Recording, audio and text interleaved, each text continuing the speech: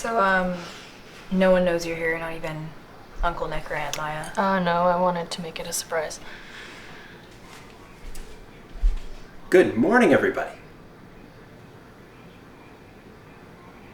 Glad to see you, Roxy. Sorry to hear about your, geoblasma, whatever it's called. How you doing, sweetie?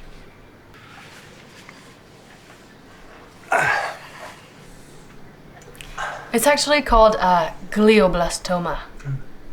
And quite frankly, your presence hurts more than that, so I would appreciate it if you just went away.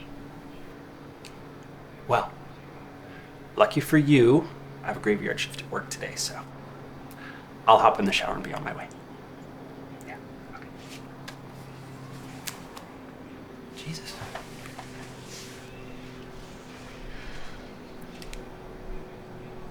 Speaking of surprises, you told Earthface I'm dying? You could have been nicer. Well, did you tell anyone else? No, just Assface. Look, he was here and I needed to talk about this, so I'm sorry. Why is he even here? I thought you guys were getting a divorce. We are. So why are you still living together? Well, we're not living together, we're coexisting, you know, like roommates. Right. No, Roxy, I'm serious. Like, the prices of rent in Vancouver are ridiculous, and we couldn't afford a place this nice for the two of us separately. This is what made sense. Yeah, a one-bedroom apartment, which is so convenient for coexisting. You know what? Let's just drop it. I think we have bigger things than we need to talk about. Right? Okay, right. Yeah, you're right. Sorry. There's actually something I want to talk to you about anyway, so, I've been thinking my whole flight about how I was going to tell you guys, and, well, quite frankly, I don't really know how to, so I'm just going to spill it out. I want to have a baby.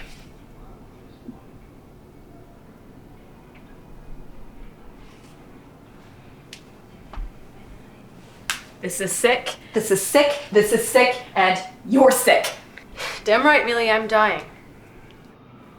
You know, and that's exactly why this is crazy, wrong, and perverted.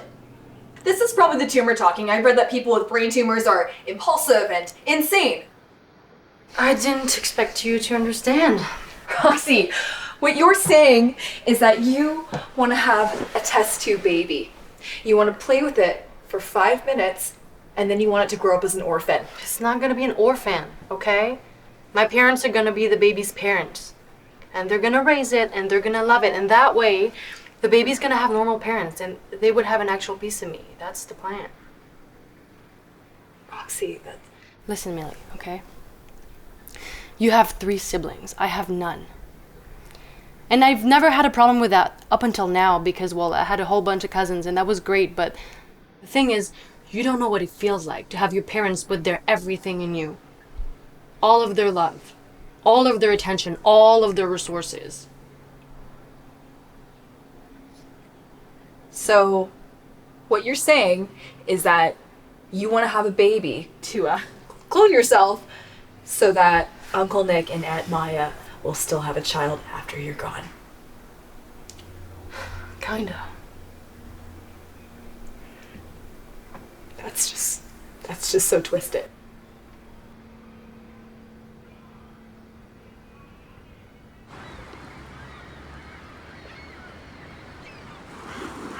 You know what's funny?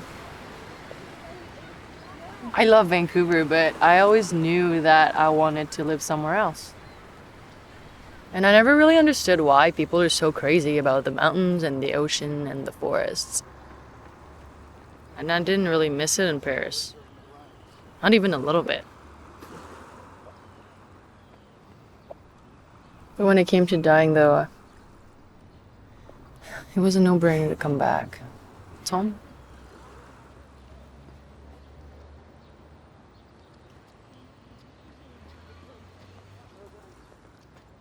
Okay, David, it would be nice of you to say something. You barely said a word in 2 days. Millie had a lot to say. I didn't want to interfere.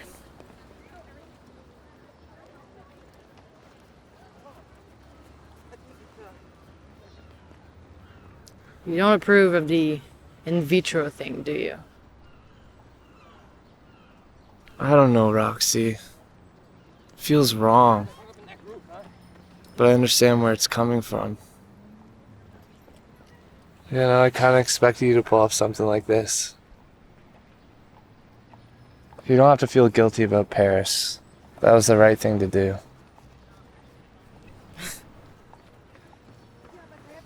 Don't tell that to my mom. She actually really likes you, so let's try and keep it that way. I thought she knew about that. She said she drove you to the hospital.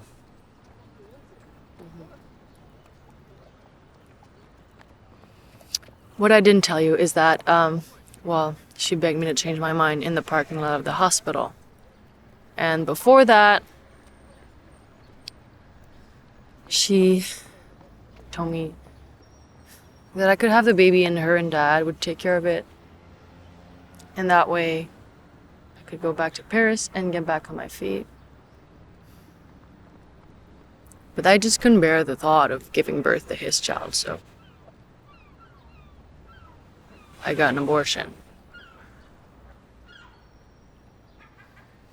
And Mom held my hand through it, and then she never brought it up again.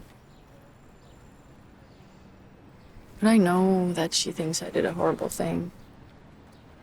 But you didn't. I know it wasn't the easiest decision to make, but it was the right one. Children should be conceived in love. And what you had with that French douche was nothing like love. Same goes for in vitro. There's no love. I'm kind of on a countdown, David.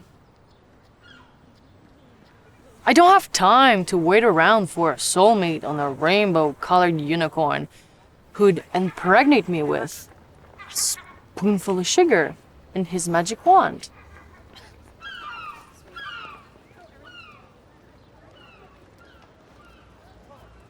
I've been in love with you for years. The day you moved to Paris was the worst day of my life. Up until the moment you told me you're dying. And I never wanted to say anything because you're my best friend. I didn't want to screw this up. But I've been hopelessly in love with you, Roxana. And I know it sounds stupid and cheesy, and you hate that. But I prayed the stars would align and we'd be together again. And I hate the universe for responding to my wishes like this. And you're here now, so I gotta stop being a chicken. So what I'm trying to say is, maybe you don't need to wait for your soulmate. Because you're my soulmate.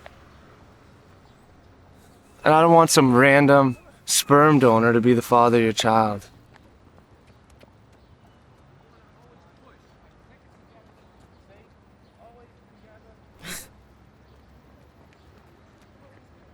It does kind of sound cheesy, David.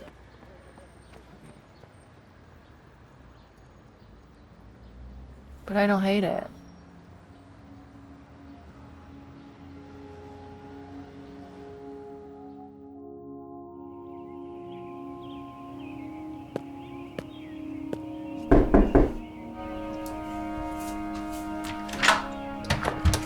Hi.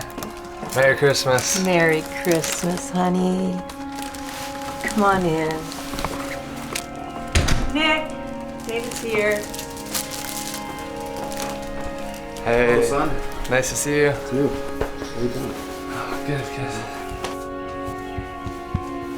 Daddy! Hey, sweetie. Oh, nice to see you. Missed you.